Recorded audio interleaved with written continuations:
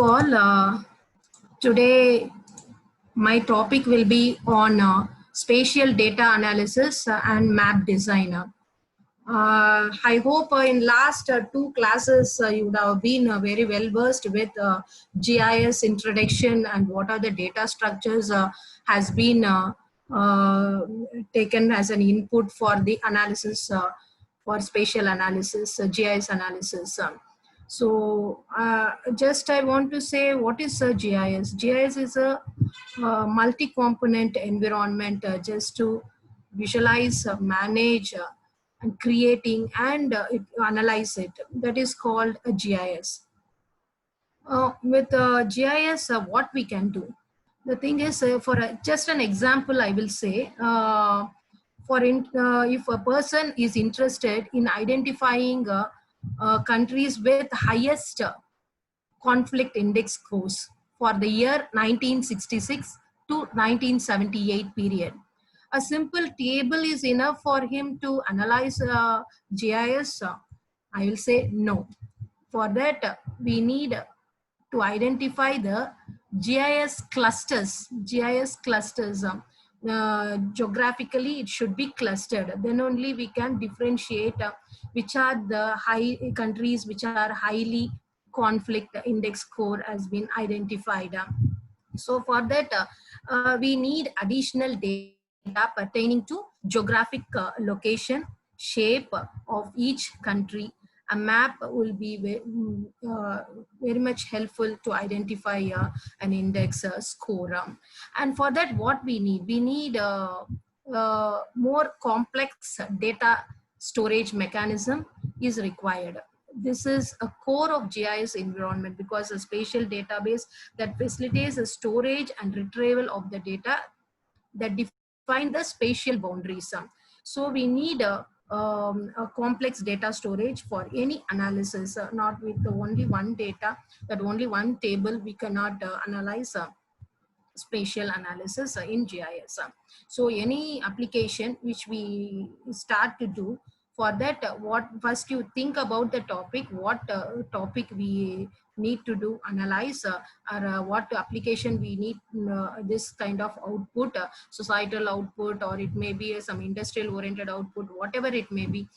First we need to choose the topic properly, and upon that topic what conditions functions we can apply to that specific application, that also we should know specifically. Then only instead of using one condition we are using other condition, then totally the analysis will be in wrong condition. So for that purpose we need to know what functions, GIS functions need to be used. For that, first we need GIS software to analyze.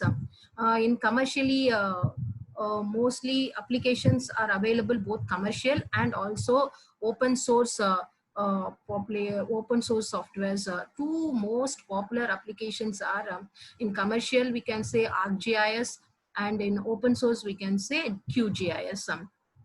ArcGIS is developed by Esri in mid of 1970s, and it was the desktop environment encompasses a suite of ArcMap, ArcCatalog, ArcScene, and ArcGlobe. So ArcMap, we can view the map, and ArcCatalog, what are the functions like buffer analysis, whatever the analysis, clip or dissolve or eliminate, or whatever the analysis you want to do, you can take through menu driven in ArcCatalog. And ArcScene is used for a 3D view and web analysis, and ArcGlobe. We can visualize the entire globe view of 3D image. So a number of analysis, a number of complex analysis we can utilize this GIS package. And in ArcGIS can be mostly supportive to Windows operating system. It won't be supportive to workplace. If it is your workplace is Mac, then it won't be suited to your environment. So only for Windows operating system only this thing ArcGIS will be operated. And QGIS is a very capable open source free software in is QGIS. It encompasses most of the functionality as in ArcGIS that can be done in this QGIS. And this if you are looking for a GIS application for your Mac or Linux environment, QGIS is a wonderful choice, given it's a multi-platform support. Even for Windows also it will be utilized. So these are the two softwares which are popularly used by the people for analyzing GIS field, for analyzing any application in GIS field. And if I say what is that is in QGIS, you have a number of catalogs, a number of plugins. You can add it. You can add it even if you don't have a present thing. You can add it separately, separate plugin for a separate classification or a separate analysis. Spatial analysis is in real world scenario, we need to do some analysis spatially. For that, modeling is one of the aspect we need to predict. For that purpose, we are using spatial analysis. Spatial analysis. Hello. Excuse me, ma'am. Sorry for interruption. Ma'am, we cannot view the slides. It's the first slide running till now. Today my topic will be on spatial data analysis and map design. And spatial component. What is the nature of the spatial data? Badvari sir, I am audible? Sir, Badvari sir? Oh my God. What is this? Nandam Pechite Badvari sir? You are audible, ma'am. You are audible. Go ahead.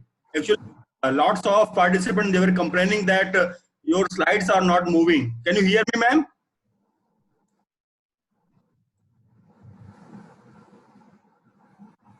I'm audible, sir. Okay, sir. Okay, sir. Thank you. Okay. What is the nature of spatial data? Nature of spatial data, we need relative position between the objects, and with that we need the coordinates, latitude and longitude. What is the area of the polygon? What is the study area which you are taking, or any building you are taking, or any object which you are going to keep as a spatial component, that object, and we need coordinate system of that object. And that object, it has been the characteristics of that object will be given in this attribute component. What is it? That it is a building, or it is an area, it is a place, or it is a tree, whatever it may be, that has been given in the attribute, that has been be explained in the attribute data. And this both relationship between objects, if we are doing a tree species, what are the different types of forest type mapping, what are the different types of forest, deciduous forest or coniferous forest, that spatial relationships we can easily identify in this spatial analysis. How to identify different types of forest, how to identify the land use changes. Those differences can be identified. The relations between one object to other object can be clarified, and this is called a spatial relationship. And time component is a temporal element in different seasons or different months, or whatever the thing which we are seeing changes, that is called the time component.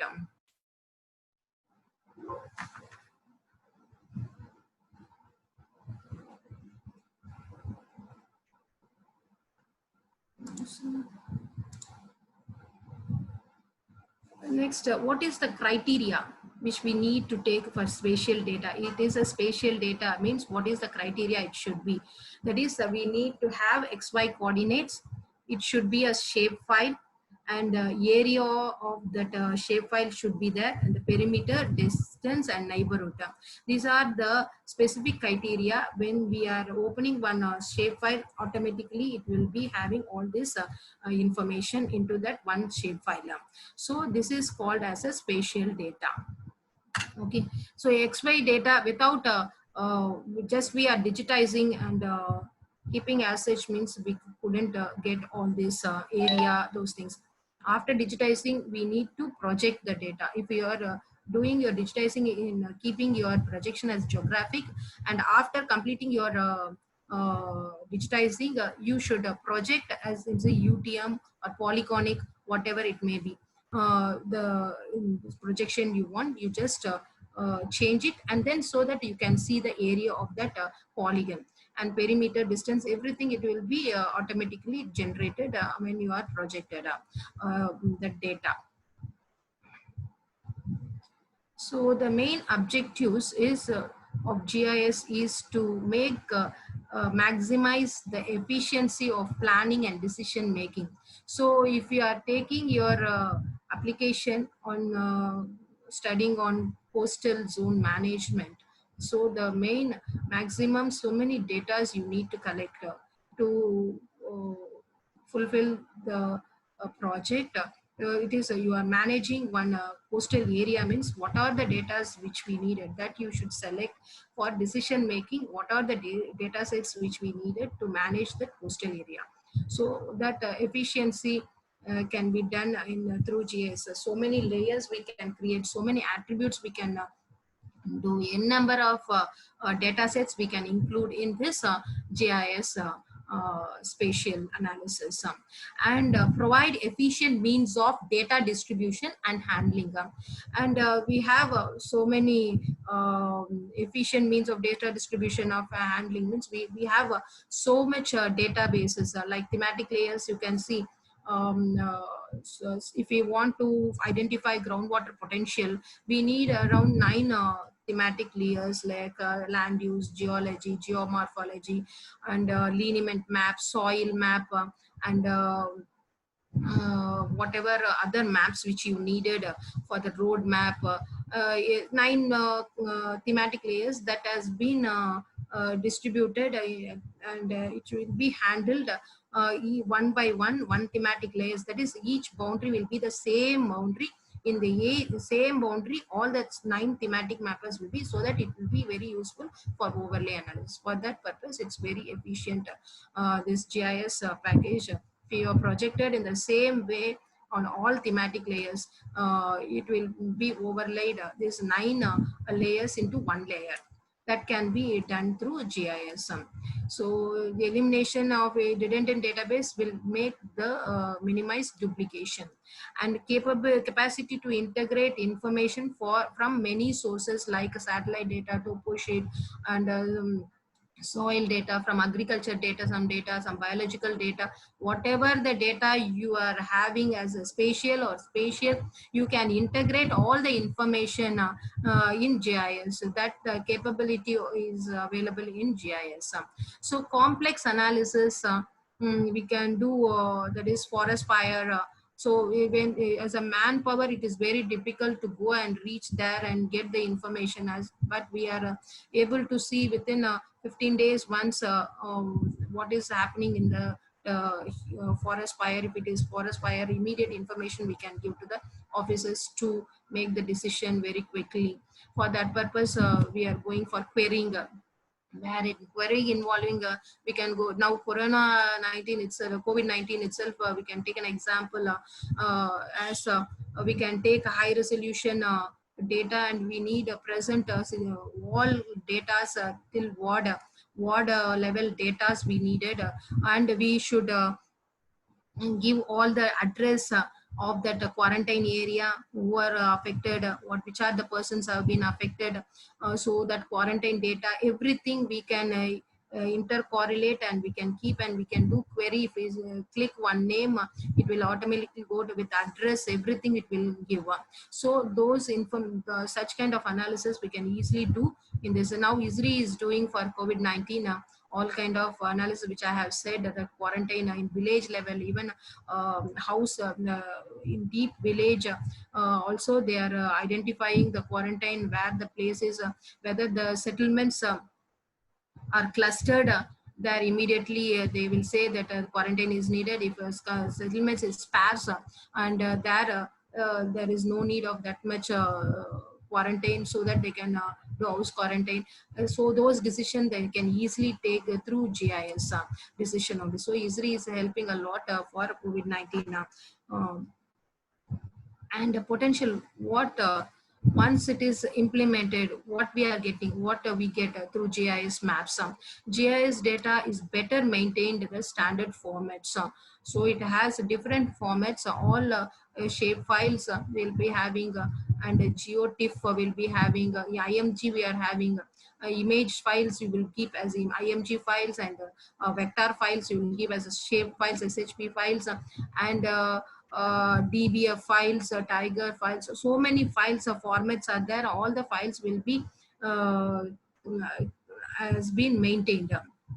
So with that source of format only we can do analyze. Without that we can't again update or that. So we should maintain that data sets properly, so that we can update easierly in future.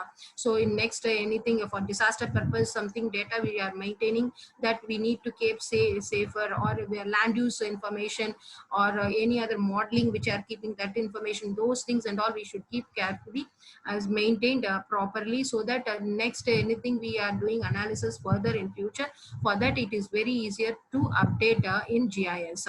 So next is geospatial data and information are easier to search.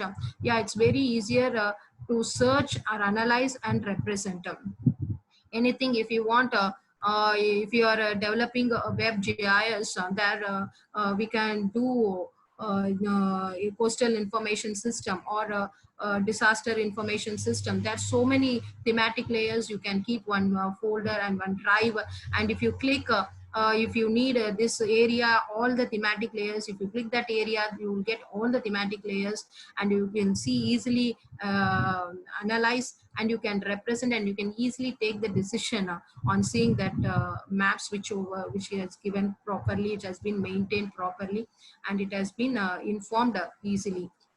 So more value added product, and geospatial data can be shared and exchanged freely, and the productivity of the staff is improved and more efficient. Time and money is saved, and time is much saved by manpower is much saved, because for field survey, those things for its in olden days and all, if you are doing land use, they will take at least 6 months for making one land use map, because they need to go for field work, and they need to do whatever the things they are having, they are made photograph, and they will be doing hand cartographic study they will do, and they will make a map of land use map of one study, and that cannot be updated, that cannot be do anything. But now we are inputting soft copy, and everything we are digitally doing, so it is very useful for future generations, and now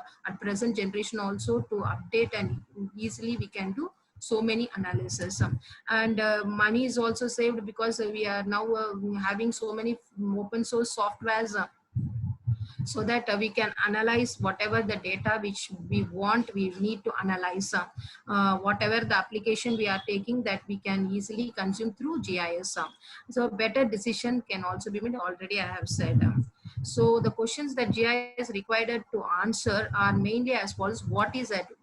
We need locational database. We need location, that is XY coordinates we need it for any analysis. We need to do first thing, we need XY location. See, for example, I will say water quality analysis, we can say.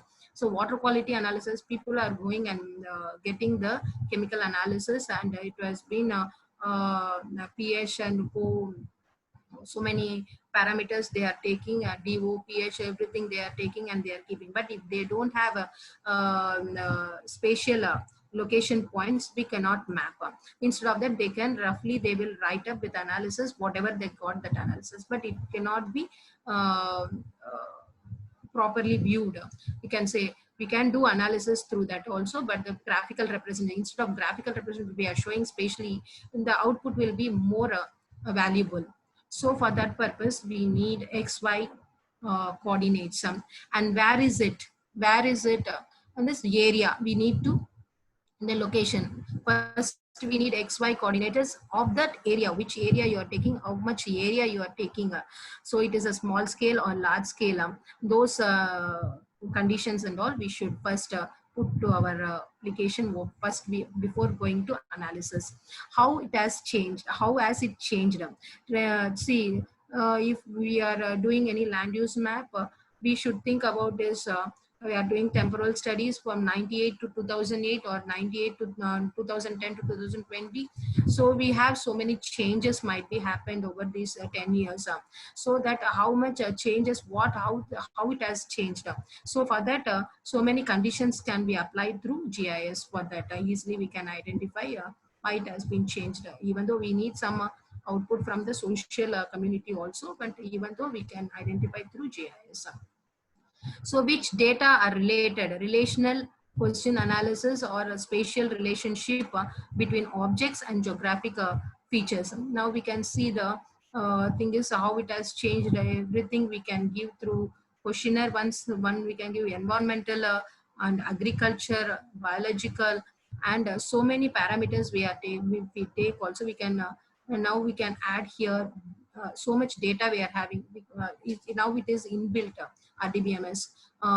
It is relational database system. Previously, we need to keep separate Oracle database and then we will interrelate with GIS. But now it is very essential, very easier for us to get n number of data sets. We can add it, and even we can keep it as generate so many queries through that database. And what if model based modeling we can do? Optimum path, shortest path, suitable land, risky land, so many applications we can predict through GIS. So describing the world, this is the tree. This tree means what I need. I don't know, this is one tree.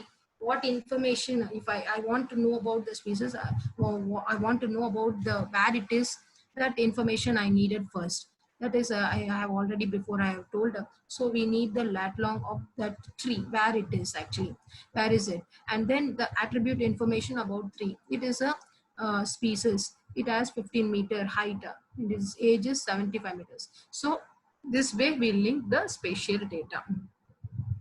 And the sources of GIS data, already people would have told some satellite data we commercially will purchase high resolution data. Now freely we are getting so many satellite data with 30-meter resolution and 1-meter resolution. We can view it. So many data sets we are having freely. With that we can use for our analysis. Databases, tables of data, and GPS points we needed for accurate locations. Field sampling attributes, some water quality, that is that forest type and species related data, coastal that is shoreline data, and beach profile data. So many data sets which we'll be getting as field data. That data will be correlated with the spatial data. So the other thing is that already I've said satellite data. This is the topo sheet, aerial photograph, satellite data, and GPS data. These are the things which we needed, and it has been classified into two classes, that is vector and raster. Raster and vector spatial object representation. Raster will be represented the DN values, the pixels, and vector is represented with point, line, and polygon. And all already it has been discussed. I don't want to discuss, I think so. Functions, tasks of GIS, first the procedure of encoding data into computer readable form and writing the data to GIS database. And first in previous days, how it has been done, how the data has been captured. Before and all, we only get the hard copy, we won't get the soft copy, only hard copy only we are was getting. That data, how we are inputting into GIS, how we are doing editing and cleaning, and how we are geocoding those process given as a can be manual digitizing. I think now you people would have not seen those things. And when we are working in Anna University, we are used to do this digitizing through board only, actually scanning and through boarding. Whatever the data we are getting, topo sheets that will scan, and that scanned topo sheet will stick on the board, and using that cursor, with that we will digitize like this. We will digitize through this. If we are having map boundary, we should click like this by just like cursor. We should click by clicking on that thing, automatically it will be input into your GIS. All will be on what to say, code we should write there. That is all some just for starting purpose, one code we should write, then automatically enter into that system. So many things were there. Now it is very easier, all are menu driven, and nothing to be done like this very difficultly. Copy, and with the digital copy we can go with whatever the classification, visual or digital. You can go for visual means we can digitize online, on screen digitizing is there now, no need to go like this. So these are all old analytical surveys. And scanning, we used to do, and a light table, we will draw the cartography, those things and all were there in the olden days. And what are the characteristics of geographic characteristics is the first, already I have said this to location, attribute, spatial relation, time. These are the things which we need mainly for doing the spatial analysis. And the thing we spatial data and their attributes, how it is be linked with, you can see this one. This is the map, and this is the attributes we'll get, that the X, Y coordinates will be there. And that kinds of data GIS handles, that is usually simple of points, lines and areas, and grids for pixels and raster, and represented as maps. And is a example, a parcel of land can be represented as a map. And attributed as spatial and non-spatial data. That is a non-spatial, we say attribute data, and that information related to that spatial data. Okay. And you can see that the points, lines and areas are three-dimensional surfaces. And the raster data, you can see it will be in how it has been classified. These are all, one it has given, and two it has, there will be mixed of mixed pixels will be there in one polygon. This pixel will be in this category, and this pixel will be in this category. You can see this pixel. If we have this pixel, it may be mixed pixel also. So this pixel will be to this category, and this pixel, half pixel will be in this category. Thus, that kind of cluster analysis also we can do through this raster classification.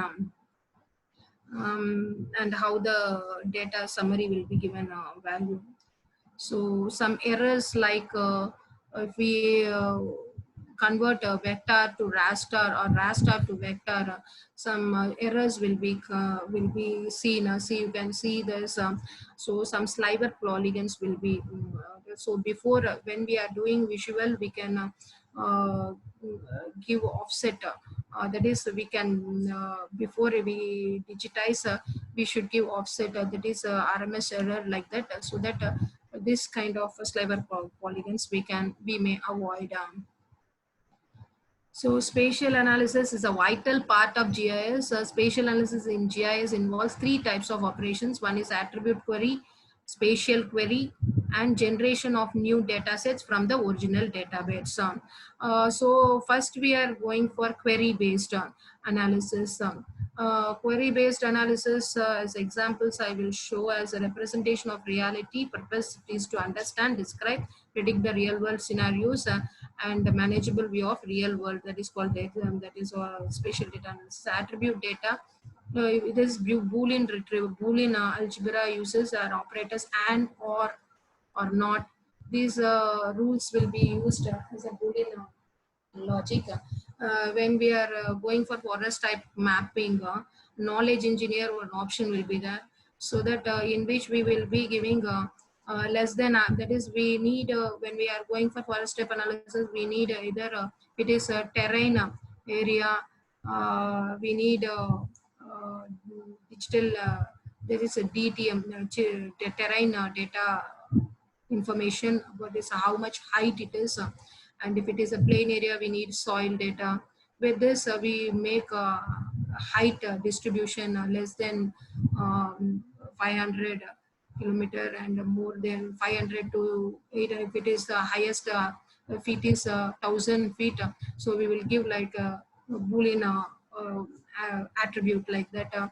Variations less than 500, 500 to less than 300, 300 to 500, and 500 and above, or 1,000 or above, like that. 500 to 1,000, 1,000 above, like that we will give the Boolean option, so that when we click it will automatically consider when we are going for less than 500, that places alone it will show, that areas alone it will show, and then the rest of them will mask, and only that area alone we will keep. After doing all the zoning, we will make correlate into a single map. And when we are querying each one which type it is, so it will automatically be seen. That also I will show the example for you people. An example for query based study, creation of spatial database for district and Tehsil level. For a database, linking the spatial database with field survey data, generation of interactive maps will be given. This Maharashtra has been taken as a state, and create and table into design a new, see the how the population data has been given, where that is whatever the census data which is available, that has been graphically represented in that map. And when we click this area, we'll get information about that area, that population details, those things and everything. And we can see the same. If we click this area, we can see all this query result of this area. So what are how many patients the last month is more than 5. This is the thing which we query it is given, so that number of patients last month is more than 5. So if we click this one, automatically it will show. These are the areas which automatically it will come. If we put this thing, it will automatically. So in such a way, we should write a query, whatever the need we need for our application. In such a way, we need to write the query, so that the Boolean logic we should use, and we can, and so many logics are there. So we are using Boolean logic, so that the query will be answered in such a way. So easily we can retrieve the data, whatever we need. And the same way we can see the health condition by infrastructure facility. These are the places where we have the infrastructure facilities. Those information also we can write and get the details. So where are the hospitals within this distance? How many hospitals are there?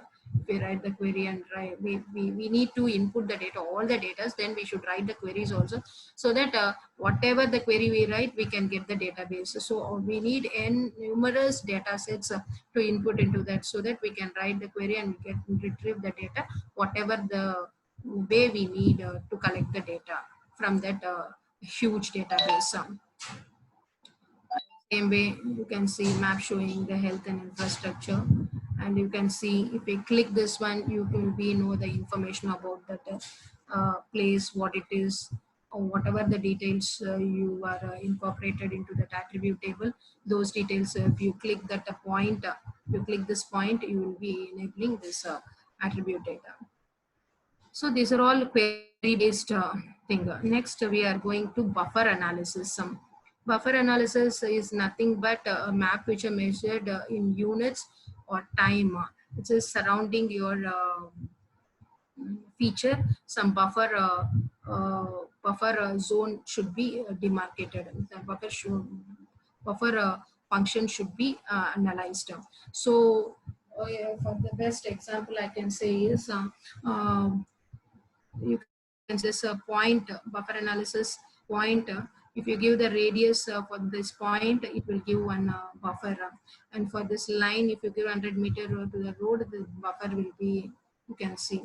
And the same way to the polygon. The best way I show one issue is agriculture area in Nagapattinam. You can see more aquaculture ponds. It is near to the agriculture ponds.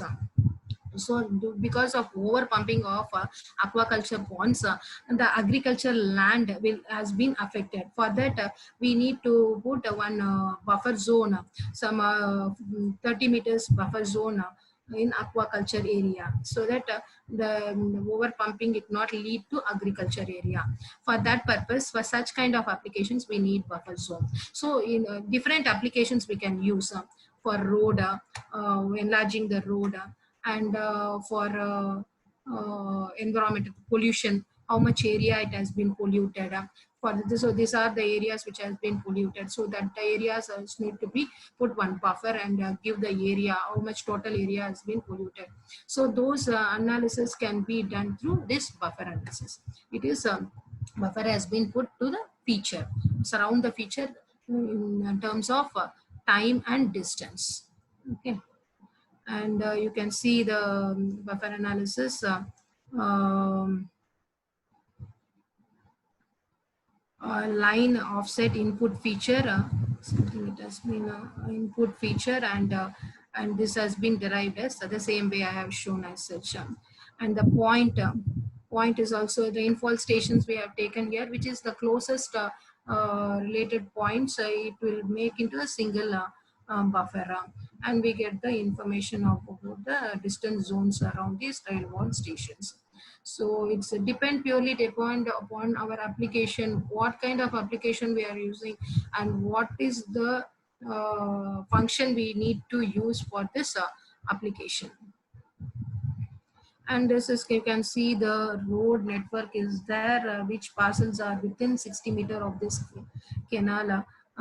You can see the adjacent parcels are, these are the parcels which are within the 60 meter near the canal. So you can easily plot like this.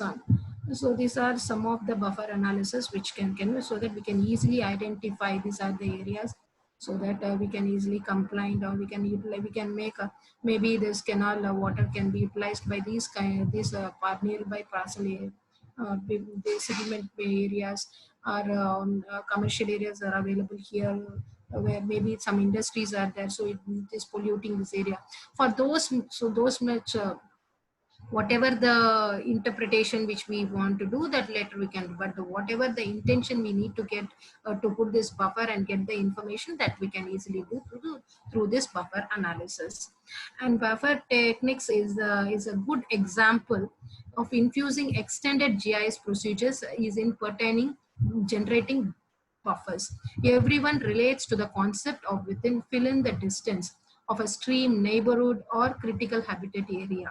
The concept invokes a circle and concentric ring about a feature and has a rich heritage in a manual map processing. So these are the concepts which we can utilize through this buffering analysis. So buffering techniques is a simple and for upfill and downfill components can be more important for mineral zonation, for mining area, and for hilly area, top how it is the minerals, how it has been floating, that or when the rainfall flows, what are the soil minerals has been exploded, so that downfall we should buffer zone we can put and we can get the data.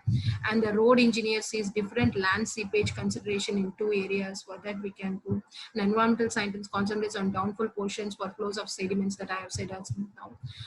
And a fact, in most applications, consideration of characteristics and conditions within the buffer list as more important as the outline its extent. I think it will be, you would have been understood what it is, what buffer is.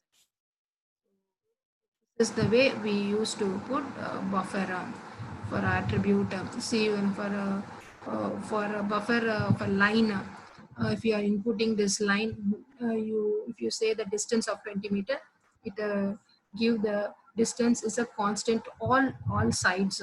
Whatever the line you are inputting, the same.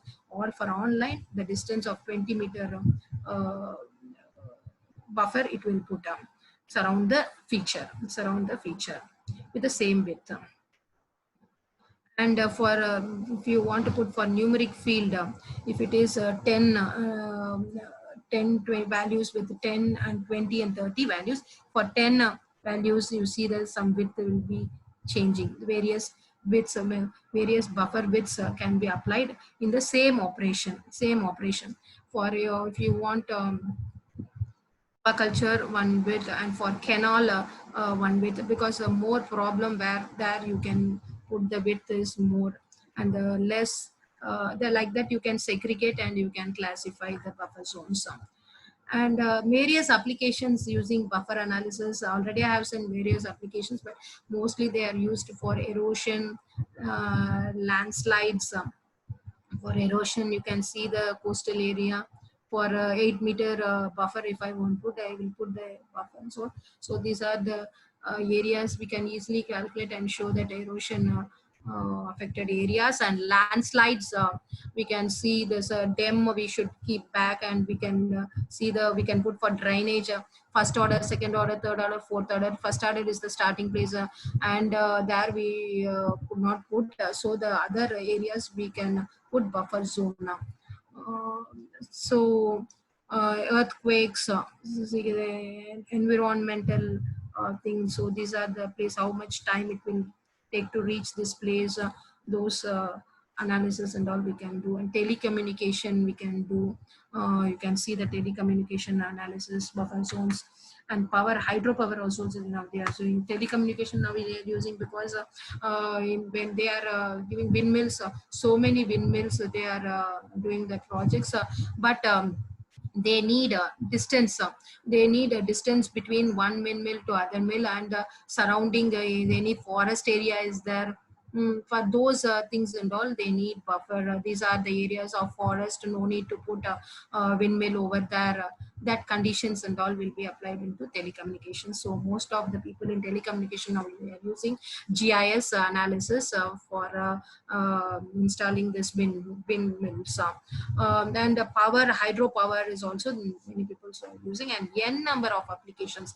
I'm not giving these are the applications. The n number of applications you can utilize by using this buffer analysis. That is, I'm saying that depend upon your application, what function need to be used, you can utilize and get the output easily, very easily in GIS.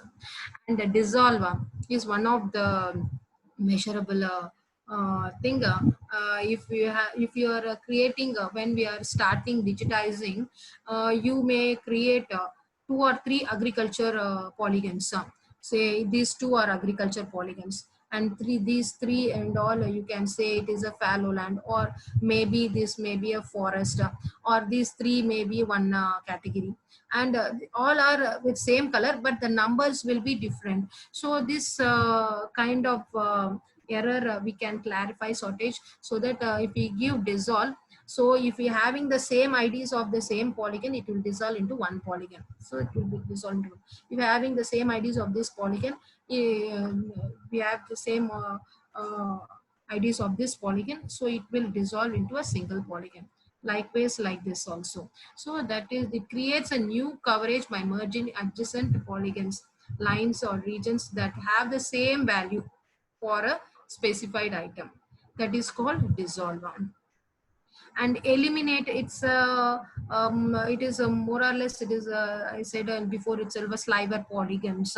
When we overlay one layer on other layer, we'll have some sliver polygons. You can see the sliver polygons. So if you overlay, you will get area for this. This is a separate polygon. It will show this area, also will show the separate area, and this classified into separate class also. So that error should be rectified, so that we can go for eliminate to rectify all these sliver polygons to be removed. So that's it. We are saying merges the selected polygons with the neighboring polygons if they have a largest shared border or the largest area. With the line option, eliminate merges selected arcs separated by pseudo nodes. Okay, or otherwise, if we, this is a false, pseudo means false nodes, because the actual coverage is this and the extra coverage is coming over it. So automatically we can identify the pseudo nodes, rectify it through eliminate option. Okay, and next is overlay function. Overlay analysis, most of them now needed for their any applications for groundwater potential, for land use classification, change detection, land use change detection, or coastal zone management. Or at any application we need overlay analysis at the most to get the final output of any project. For that, overlay analysis is essential.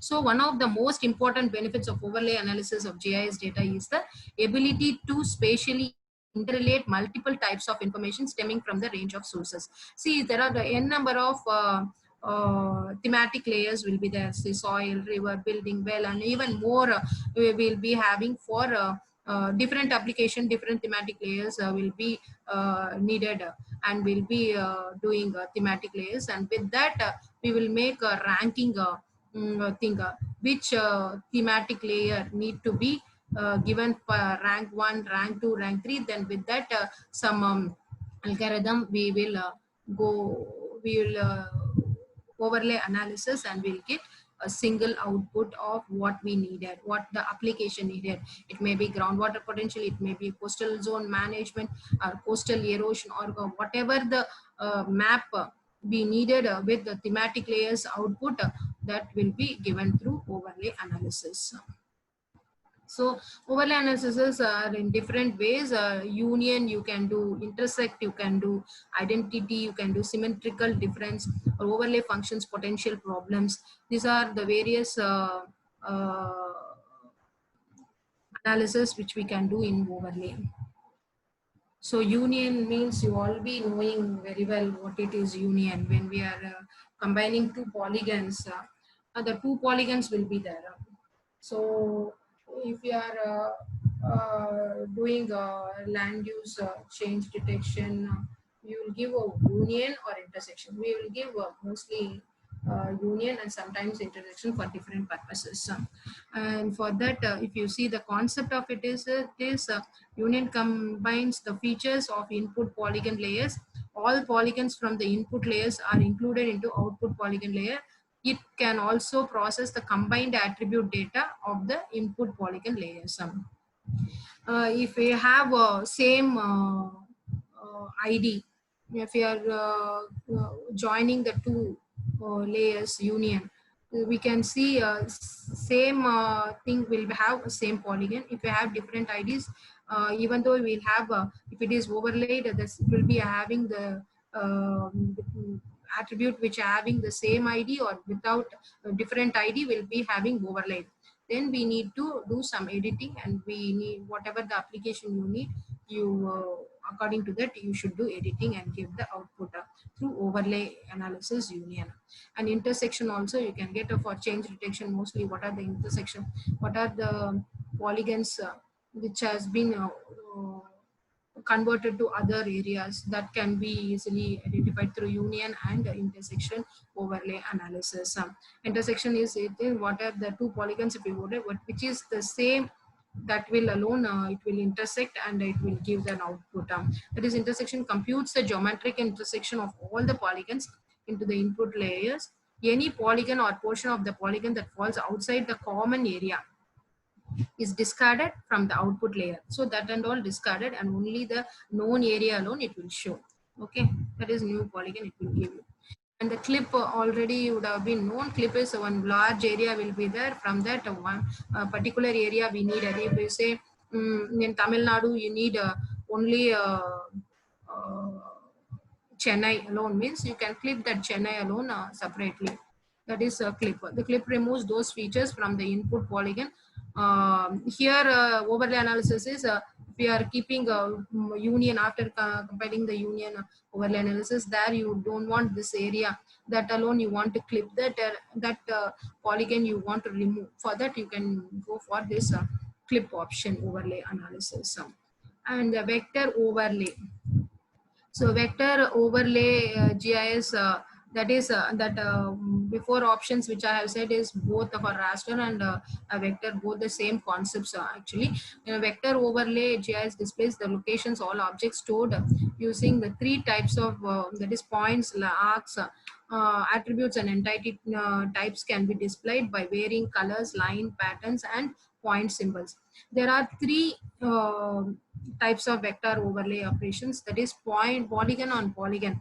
If we overlay on polygon superimposed over another polygon layer to create a new output of polygon layer, that can say if we have a agriculture and wasteland and five classes we are classifying in land use, and in next year we are doing the same thing, we are overlaying. You can see the same polygon will be overlaying on the same polygon. If you have extra, it has been changed to the other class, it will be automatically the polygon will be changed, the shape of the polygon will be changed, so that we can easily rectify that one, and we can say that this class has been converted to the other class. So that is a boolean. Here also boolean options we can use for polygon and polygon overlay. And point in polygon, we have the point layer separately and polygon layer separately, that we can overlay and we can transfer that attributes to polygon layers. That is spatial join. If you're having a spatial data like socioeconomic data, like population details. So say if I can say if I want to do water potential study, till now how far they have water, and how much people are doing agriculture with supporting with this water potential data, and what are their wages, those things and all. We'll take a questionnaire and we can get a separate spatial data, and we have separately for that land use all kind of thematic layers of that area to do groundwater potential.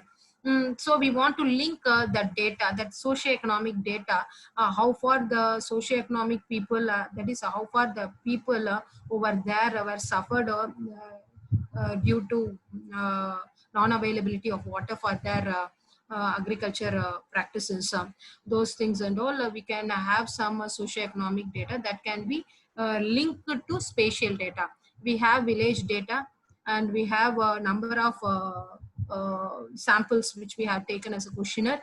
Those things can be linked as a different categories like water consumption and salaries and population. Those kind of different categories we can segregate, and we can join with a village map, and we can show as a represented as spatial data, so that even we are getting this spatial data also, we can show easily, so much data will be there, even 500,000 data will be there. But if you represent in mapping way, it will be easily understand, and even layperson can also easily understand what it is actually. How much population over there, and how many people are jobless, or how many people are with depending on agriculture, how many people are migrating to from this place to that place because of non-availability of water. They cannot cultivate the land, so that only for rainfall days they are getting the water, and other days they are going for the other place for their job, for their survival. So those kind of data we can see a spatial data that can be linked to a spatial data. For that point to polygon, we can easily go. That is one spatial join, one option itself is that. For that, what you need to do is in the spatial data, one column should be similar to same in the spatial data also. If you are giving ID or serial number, something, one data should be alike between spatial data and spatial data. So it will ask one option which is the thing which you're going to join. You should give the alike database which you have given, alike attribute that you should give, then it will join, spatial join. Automatically you will get the spatial data. The spatial data will be represented in spatial data. I hope you will be understood. And line on polygon, that is if you have done your road networks or railway networks or power line networks, those are all line attributes. Those things you need to overlay on polygon, because to see where the road is there in that place. To reach the place, we are going for first a field trip. To reach that place, how many kilometers we need to go? Is there a roadway, pathway? If we are traveling through car, is there the road is proper? For that purpose, we need a road data. So only polygon data is not enough. The line data is also needed for road purpose, so that we overlay on that polygon, we can easily identify. For that purpose, we going for this line on polygon, similar to point in polygon. The same way this also can be overlaid. For this, no need this spatial join. This is automatically, if you overlay on that, it will automatically project. The projection should be the same as per line and polygon. So if the projection is same, automatically it will overlay. And you can see the example of map 1, map 2, A, B, coordinating are registered, the common coordinates. That's it. I'm saying the projection should be same for all the thematicals when you overlay, and the projection should be common. If you are spatial join, that is not needed. Only the unique ID is needed for each column. If you say, see this, see, you will see if it is 1A, this thing. But if you see the area, it will be different. But if you want to join point data, this column should be same, or this column should be something. One column should be alike. Then you can easily join that are spatial data to spatial data. But for coverage, it is not necessary, but need only coordinate system should be common. Coordinate system should be common, so that if you overlay this one, you can overlay the map. You can see the soil map area. Totally you will be getting the crop area and soil area, you can get in a single map. So crop also you can see, soil also you can see, the area, how it square meters, how it is, what are the area square meters of soil, crop, those things you can easily identify in a single map. And it is be very easy to be shown what is the crop over here and what is the crop for the soil. That thing also analysis can be easily done through this overlay analysis. Some of the examples of overlay analysis is crop soils, which soils occur with crop. Like that we can identify coincidence view of this crops and soils. And all crops and soils data sets we can apply. And when we are overlaying the sliver polygons, already I have said this thing for that we need to use cluster tolerance when we are digitizing. No, at that time itself, when we are doing vector analysis, at that time itself, we should use cluster tolerance, which poses points and lines to be snapped together if they fall within the specific distance. If we are overlaying, it will snap to the nodes automatically. If you go, when we are digitizing, if you won't give this cluster tolerance, due to that only we will get all kind of this sliver polygons error. So starting from digitizing itself, you should learn properly how to digitize, so that starting itself you get cluster tolerance for each layer. When we overlay, this kind of errors won't be prompted. So that's our example I have showing political boundaries, water features, roads, ortho-rectified image, digital elevation model. So all of these are all layers that has been overlaid, and we will be giving one map. So this is the way which we calculate overlay analysis for geomorphology separately. We are giving weightage, rank, and weightage we are giving.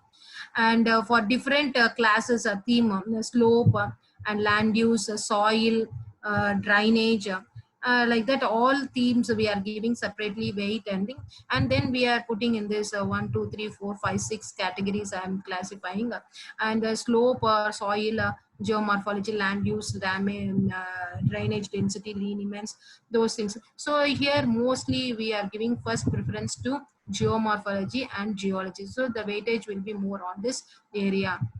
And then first you should put either geomorphology or land use, then you should overlay this map, then you should overlay this map, and this map according to the weightage we should overlay this map, and so that it will get a single map. See, these are the 5 maps. If you overlay one behind one overlay, that is based on the weightage, only ranking and weightage only we should overlay. So that the different algorithms are there for ranking weightage purpose. You should adopt which algorithm you need. That algorithm you should be used for overlay analysis. So a single map you can adopt through this 5 layers.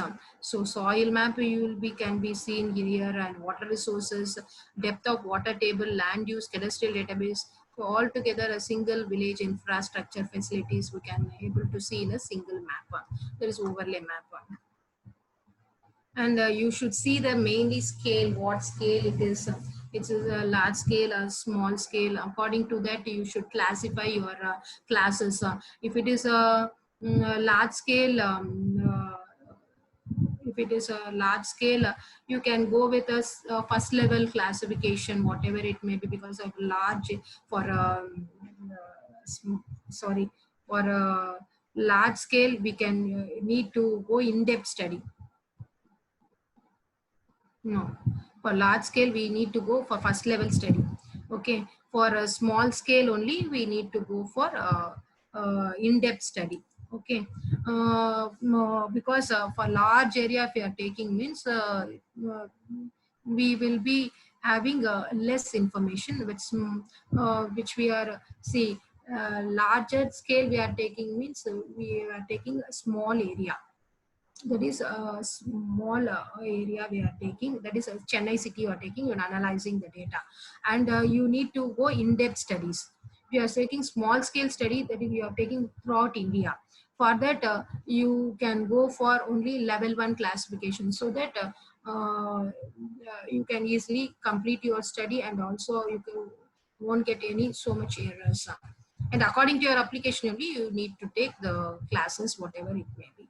It's upon your own decision. So raster overlay is also the same way we can do by cell, string of cells and area, a single cell of line, a string of cells of line, a group of cells. Raster overlay can we have now options in all commercial softwares, change detection, overlay analysis. So automatically if you put 2 images, the same whatever the option union or what to say, that is a union or whatever the other options you want, that thing can be done through output value. So this is the raster image. You may have this the classified image of you can see the single family. 1 is the single family, and 2 is the multi-family, and 3 is the commercial family, and 4 is the industrial family. So these are the classified image, and this you can say 50 plus 50 year flood, 100-year flood, and 500-year flood map is there. You want to correlate this one. So 51 single family, 50 so they need a single family with how the single family will be interpreted with 50-year flood area, so that we can identify the area wherever the single family is affected with 50-year flood. So you can see, you can overlay this intersection part, it has been taken. See, single family, this is the one 50, so this is the area. So those whatever the intersection of these 2 single area with the 50-year flood, that has been taken and given the output. So this way the overlay analysis can be done. So you can see there A B map having all classes. If you overlay this, you can see the output of A and B. And here also you can see the same way of land use classification suitability analysis. We are giving a calculate weighted overlays of different using different algorithm, AGB algorithm or some other algorithms you can use. And for that you the same way low to high you can see the suitability area of this area. Can be aquaculture, site suitability for aquaculture, site suitability for water potential areas. Whatever the study you can take, you can use the overlay analysis in such a manner. And weighted overlay land use suitability analysis also you can do the same way. And overlay types or and not, and these are also utilized. So different things. See, if you want to add or you don't want a line into that this part, so that if you get or if you option you will get this option. So if you don't want this one, if you don't want this line only inside you need this is totally, if A plus B you will get the same output. If you want only in the circle this line need to be done, that also be done. And not option you can use, if you can say then the boundary in this circle it won't be anything legible and outside it will be there, so automatically it will be clicked and done the overlay analysis. So Boolean options also can be used through overlay analysis. So the best location, the elevation, already I have said this thing, neighborhood operations. They're otherwise called as proximity analysis. In terms of it measured in terms of distance, time, distance and time. So say analysis consider characteristics of neighboring areas around the specific locations. These functions either modify existing features or create new feature layers which are influenced to some degree by the distance from existing features.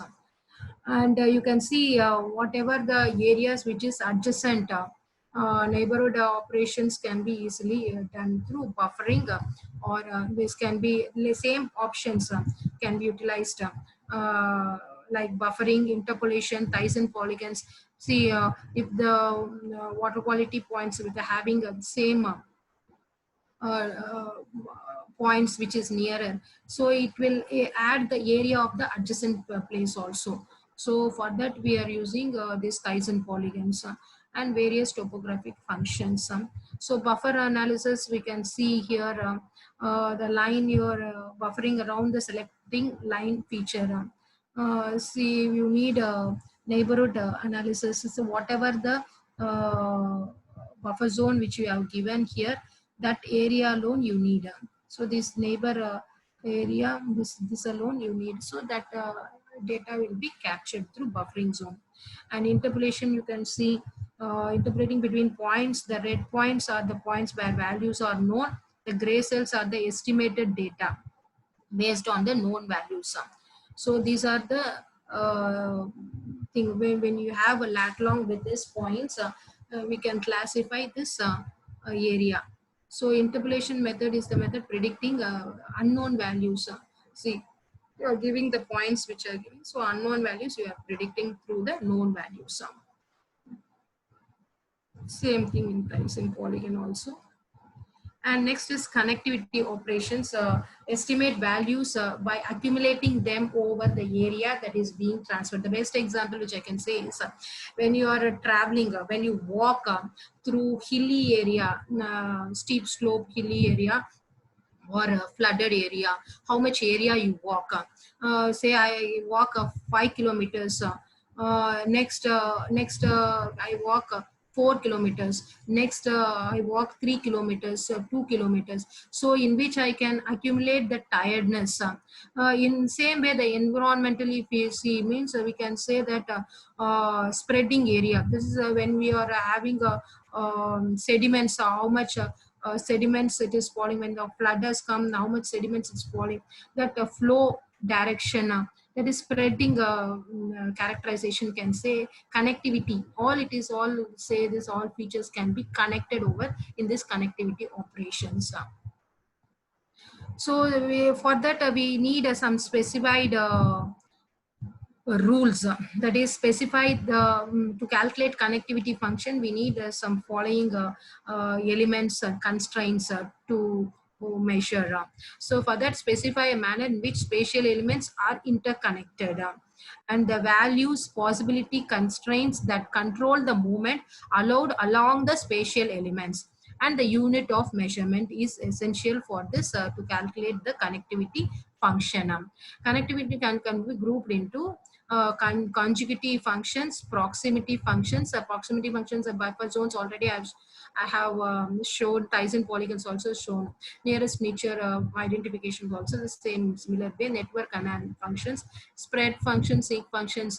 And here I won't show the spread functions, speech functions. So we are not using that measure, but it's nothing but the similar way which we are using the network functions.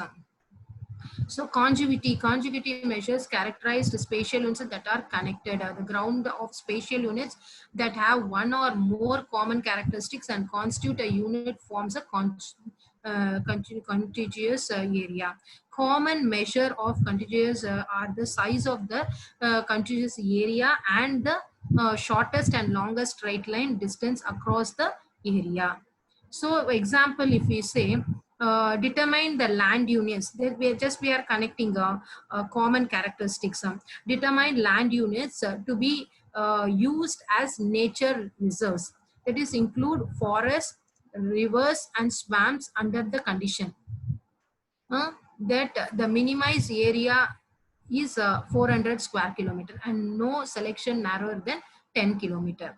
So so we need to include forest. This is swampy area, this is forest, this is forest and swampy area need to be included, and rivers to be included, that under the condition that the minimum area is 400 square kilometer. So that we can identify the output like this. So these are the area which we can see, which these are the area which is a minimized area, condition that minimized area is 400 square kilometer, which is occupying the forests, rivers and swamps, and which with no section narrower than the 10 kilometer. So this is the example, best example which can be seen connectivity. And proximity. Proximity involves the measurement unit can be distance in length, travel distance in time, or other units. So proximity, we can say that objects, calculate proximity, the following are required. Objects, roads, groundwater level, thematic units. Units to measure meters or seconds. A function or to calculate proximity is a distance. The area of interest should be specified. So the examples for proximity function is determination of buffer zones along groundwater exploration wells, construction of Tyson polygons, and determination of accessibility to drinking wells. Some examples I will show. You can see the proximity analysis. You can see the S is the source and question mark is the undefined area, and S is the source is shown as 0. As it is diagonally moved on, we can see the increase in other proximity functions. You can see the 20, and it has been 20. You can see the calculations what it is, and example multiply the with the pixel size with the 20 meter. So if we measure that one, we can see the 20 meter of it, and this is the area we need to identify the area. So these are the central pixel which is unidentified, and one of the neighbors is not. Then they apply the filter irritably. So this is the concept we are using this proximity function. It is a plus b plus c, c is equal to a square plus b square. So proximity function, you can see you are constructing road. There I have shown the canal, but here road. We are constructing a road, a 60-meter road. That buffer zone is entirely different from this proximity function. Now just listen, that is what are the areas which is related to the canal. I said that here now it is road, and so we are enlarging the road, widening the road for 60 meters. So for that, what are the settlements or complexes which are which are adjacent to this road, that should be taken out. So we need to intimate to that owners, and we should give to the court, and so many things are there to be legally to be done. For that purpose, we can see here the road is done with buffer proximity function is given here, so that we can easily identify these are the parcels which are belonging near to the road. So these are the parcels which need to be removed, so that we can widen the road. For that kind of analysis, we can use this proximity function. I think you would have been understood what is proximity function. And accessibility, there is proximity is one of the thing is accessibility mapping also. And we want how much time it will take to fetch the water to reach this place, fetch the water. For that, the rules are road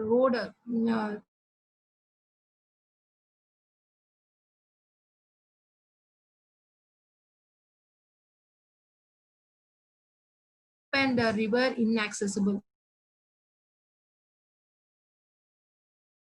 I think it should be totally avoidable, and a unit of measurement will be on timer. So we got the output is in 30 meters we will reach this place, this black area. In the 60 minutes we will reach this place in the gray area, and the white area will reach in 90 minutes. And this is avoidable area, this is a marshy swampy area, so we cannot be taken into consideration. So these three areas will be considered for this time measurement to fetch the water to that well. How much time it takes, that can be accessed through this analysis. This is accessibility mapping. And network analysis, network is a system of connected linear features through which resources flow or communication is achieved. The movement of people, transportation, distribution of services, and allocation delivery of resources occurs through network system. Movement along the lines is affected by other elements and their characteristics in the network. These network analysis mostly have four components, are usually considered as set of resources and location resources, a destination, and set of constraints. These are the things which we need to give for doing any network analysis. There are so much network analysis we can do. There is optimal routing, service area, process facility, vehicle tracking, and address matching. For COVID-19 also, what are the examples which I have said, that's also we can do through this, which is nearest path, nearest for forest fire also we can say which is the shortest path to reach that place. For attainment of such as application also, we can use these kind of analysis in network analysis. These optimal routing, service area. So in application part, we will show all these things so that you can understand better, I think. Okay. Next is WebGIS is a type of distributed information system comprising at least a server and client, where the server is a GIS server and the client is a web browser, desktop application, mobile application. We can do this WebGIS. For this, we can go for locational services, query-based services, electronic atlases, and changing phenomena maps, real-time traffic maps we can identify. These kind of analysis and all I will show in applications. So surely you can see what are the applications can be done, in what function I have used for which application also I will show in future applications. Okay. And components of GIS, this is already done. DBMS thing. When we are doing query based, we need a database management system also. Automatically when we are clicking the database analysis system only will plays a major role over it. So I want to give a short a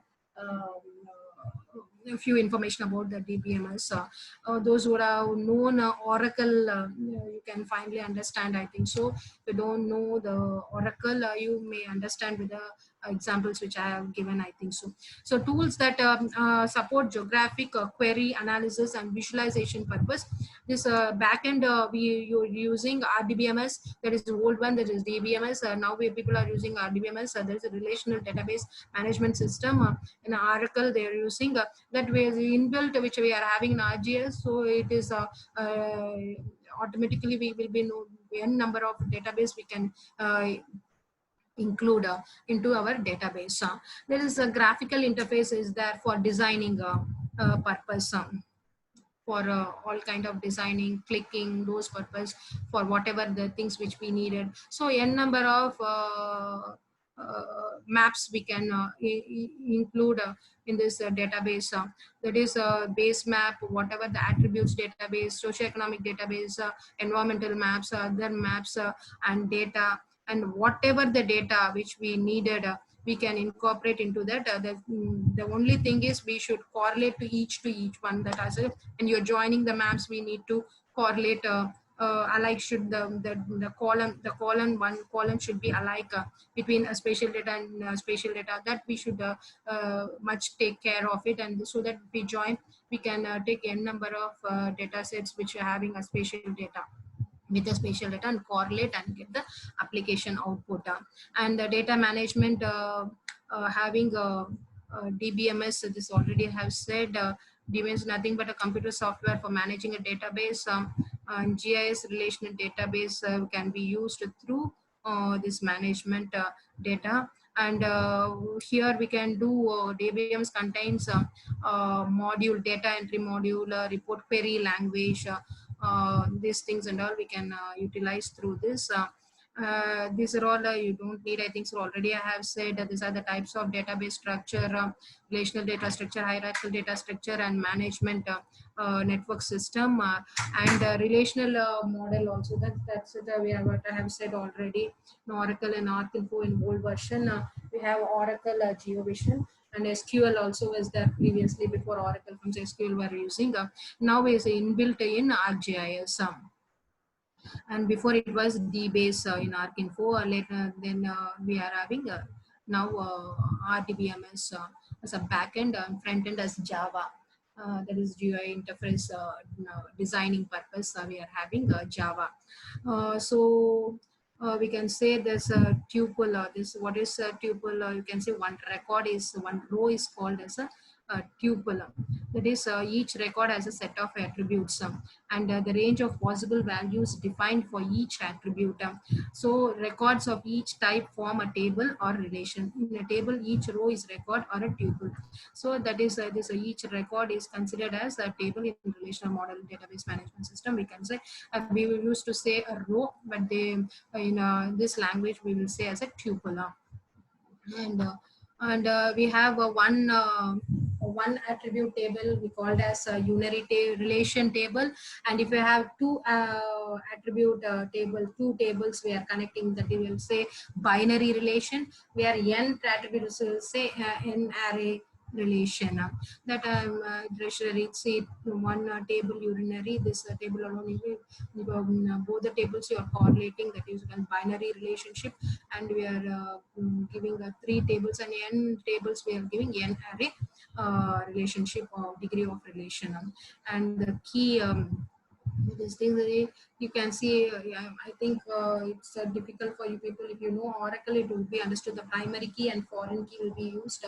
A primary key is having a unique record values, and foreign key is be supporting file. That is this primary key can be used in a foreign key, and it can be transferred to the other table. So that is transformation of this primary key, and then even child keys also is available. And there we can segregate our database in different keys, and we can call the database whichever the database we needed. That is this is internally oriented job which is in the RDBMS work done, but which we have done inbuilt. So this kind of calling keys, the calling thing, giving triggers and all, we are not doing. We are having totally menu driven, user friendly software. So just to understand what is over overview of it, I'm giving an output. So this is the foreign key and primary key, how it will be. This is the Loomis and this is the unique one. And here the same data has been incorporated to foreign key to primary key. So normalization and all, one-to-one relationship, one-to-many relationship, many-to-many relationship can be done.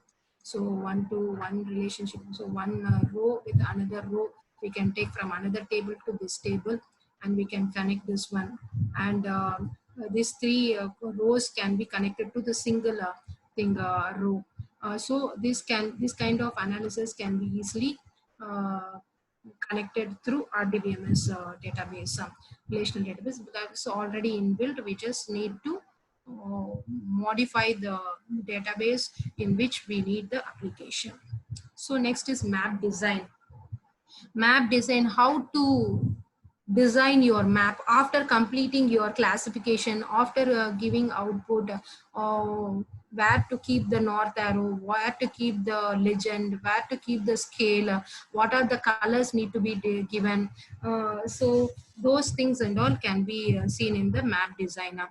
So map design outline is definition, importance and carrying of map, marginal information, colors used on the maps, grid coordinates, scale and distance and directions can be given. So map is a graphical representation.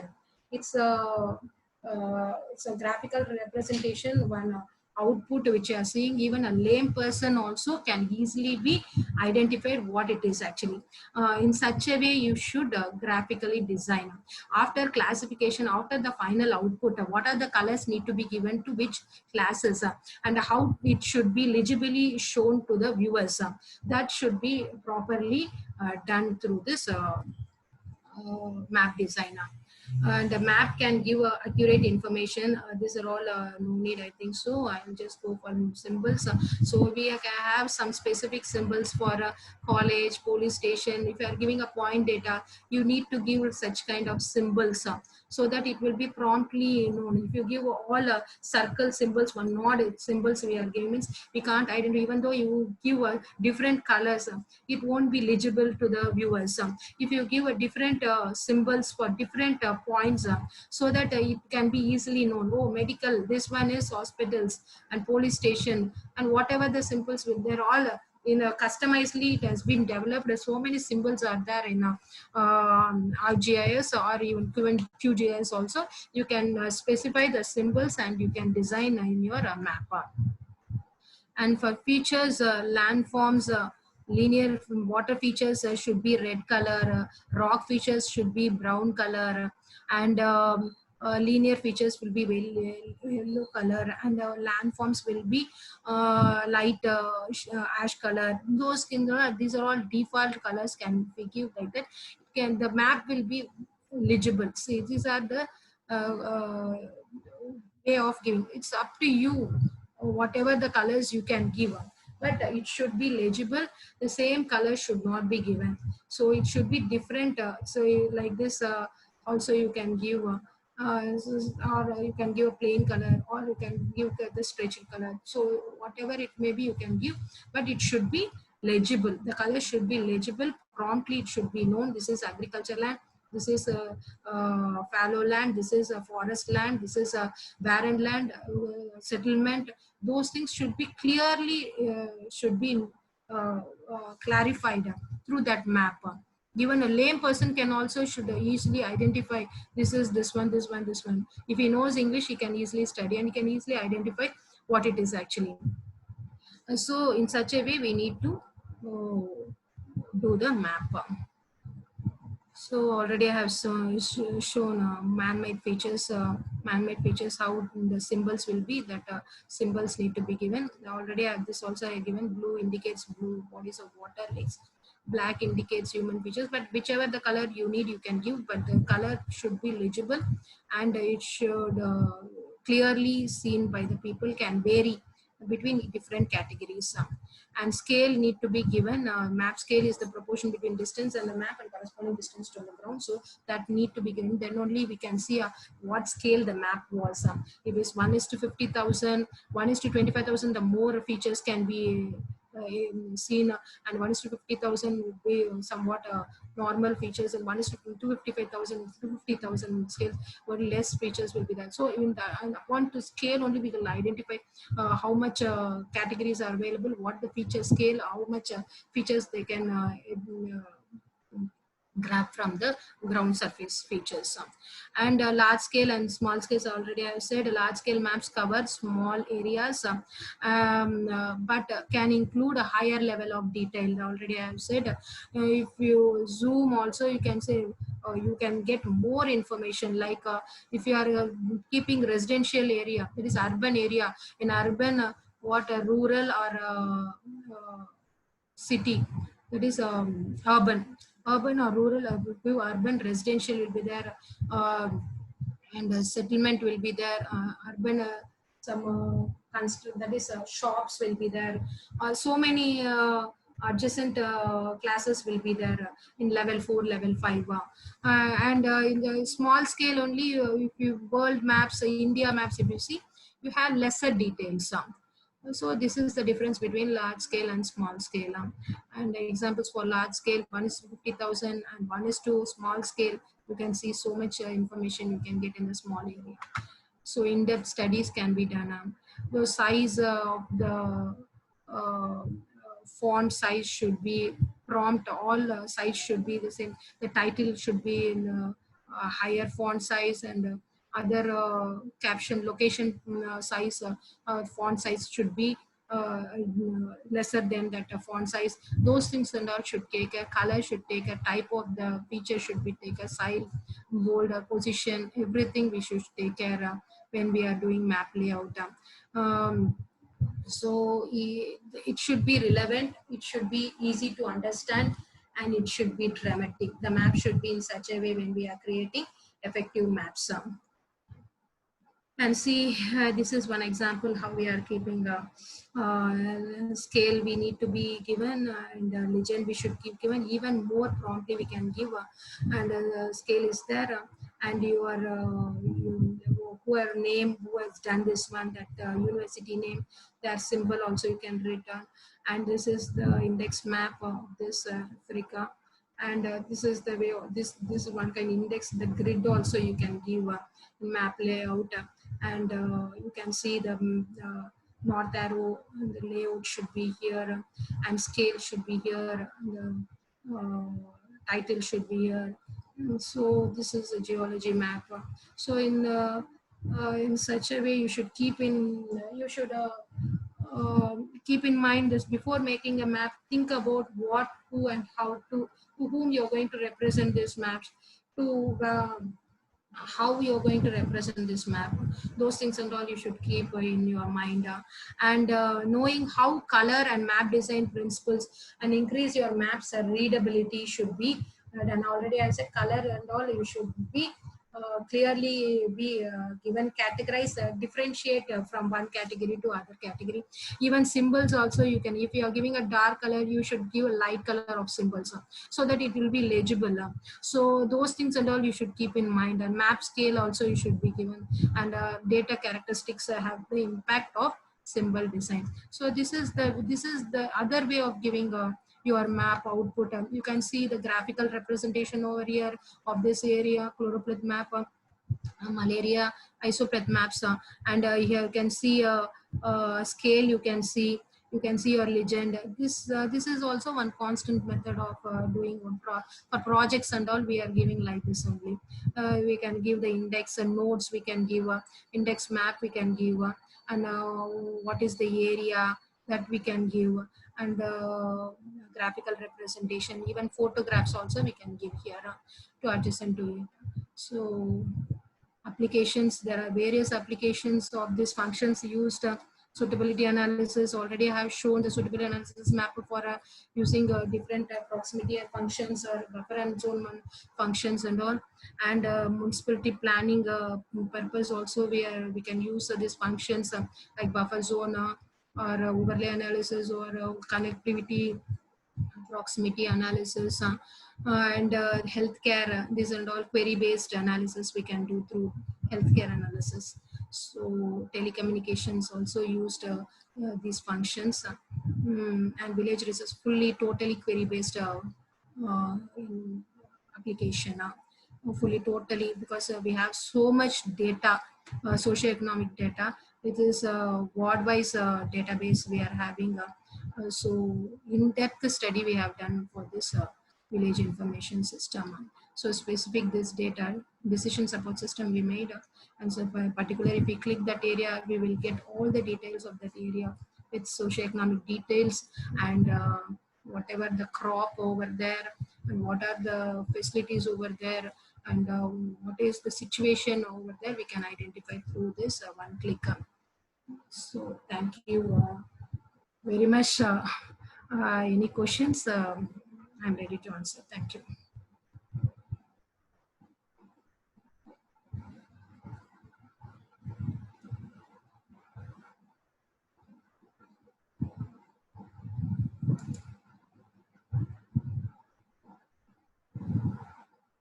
Sai chat adana ingeme illi காணுமேடா எங்கடா இருக்கு டக்குன்னு drop ஆகும்.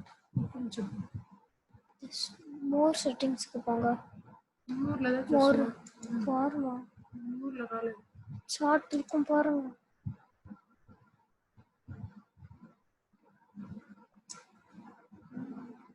So these are the references you can take. Valedana chat.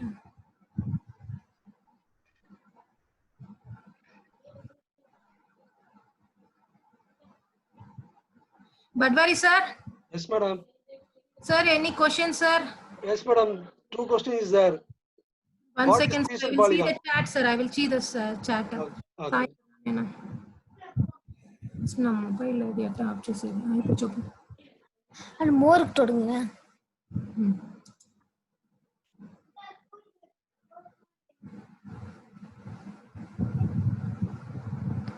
Chat message లేదు.